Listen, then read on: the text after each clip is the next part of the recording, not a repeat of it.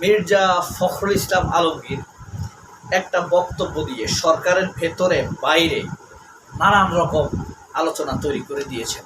তবে তারেক রহমানকে যে বিপাকে ফেলে দিয়েছেন মির্জা ফখরুল, এই ব্যাপারে কোনো সন্দেহ নেই।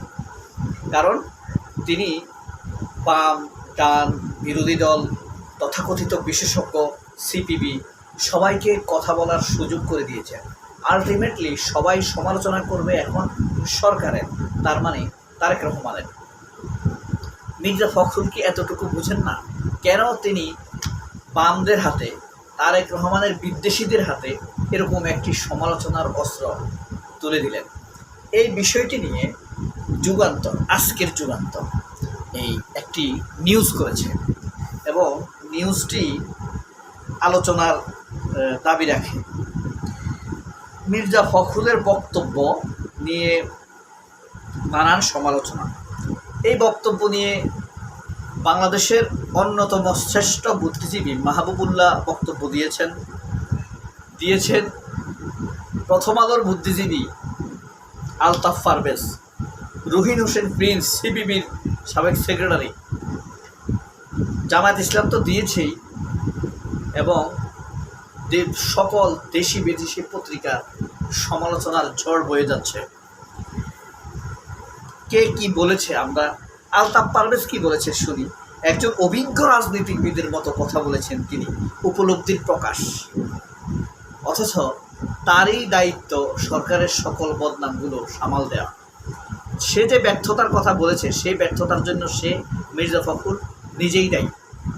ভিডিওটি ছেড়ে যাবেন না, কারণ এই ভিডিওতে আপনাদেরকে বাংলাদেশের সব মোটামুটি সেরা পত্রিকাগুলোর হেডিংটা আপনাদেরকে দেখার ইচ্ছা আছে ইনশাআল্লাহ।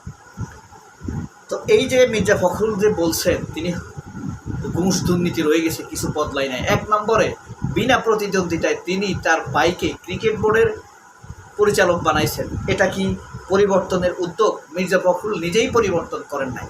তার মন্ত্রণালয়ে সবচাইতে বেশি ঘুষ দুর্নীতি হচ্ছে। এই সব ঢাকার জন্য তিনি নিজে এখন ভালো সেজেছেন। এরকমই মির্জা ফখরুলেরা।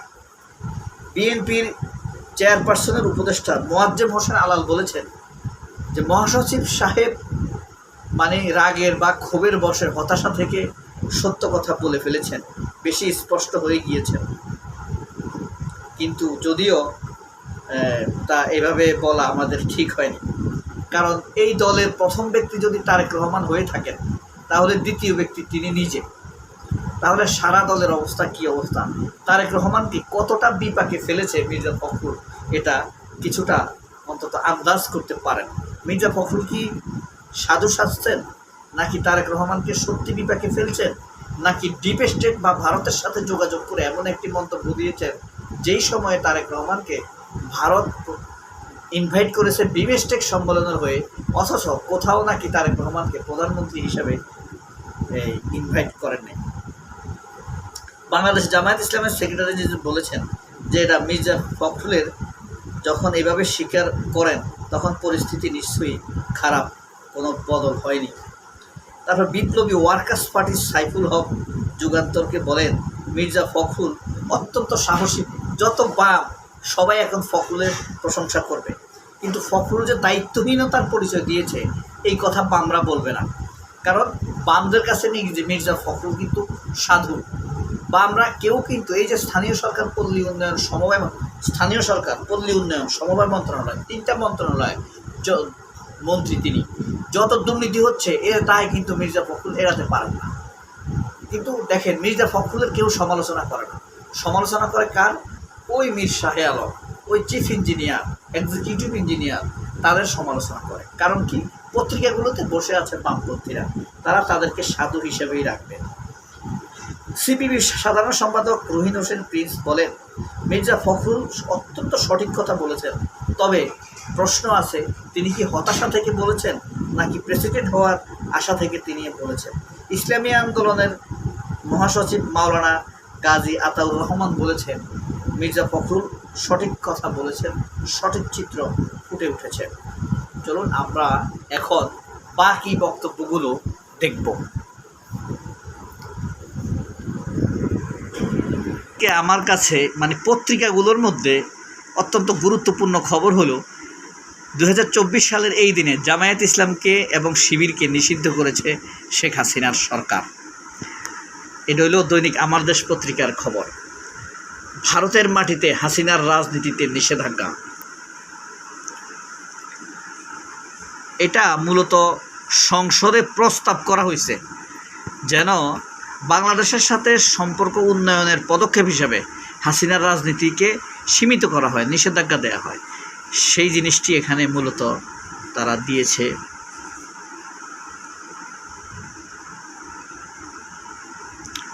এরপরে আছে আপনার পাকনামির সময় চীনের আগ্রহে ভাটা, ঋণ নিয়ে অনিশ্চয়তা। চীন এখন আর আগ্রহ দেখাচ্ছে না। সরকার খুব একটা অর্থনৈতিক সংকটে পড়বে। র্যাব থাকছে না, সংগ্রাম। কালের কণ্ঠ কি বলছে দেখেন। সড়ক বন্যা বর্ষণের ক্ষত, সতর্ক সরকার। কালের কণ্ঠ। তারপরে নয়া দিগন্ত। বিএনপিতে নানান সমীকরণ রাষ্ট্রপতি নির্বাচনকে ঘিরে। হ্যাঁ, কে হবে? হ্যাঁ, জীবনের শেষ। কাদের নাম দেখা যাচ্ছে দেখেন তো এখানে।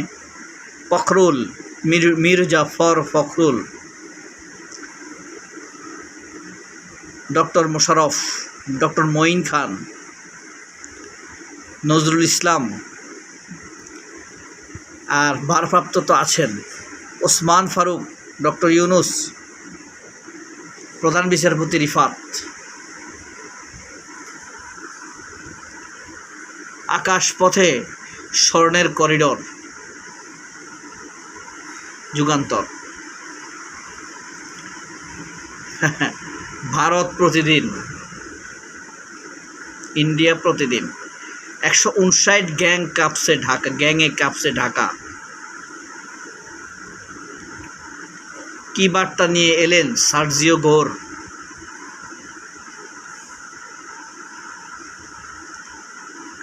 দুই বছরে তদন্ত হয়েছে 14% মামলার। সমকাম সবচাইতে ইতর পত্রিকা বাংলাদেশের। আপনি যদি এই কথার সাথে একমত হন, এই পর্যন্ত ভিডিও দেখে থাকেন, তাহলে কমেন্টস করুন।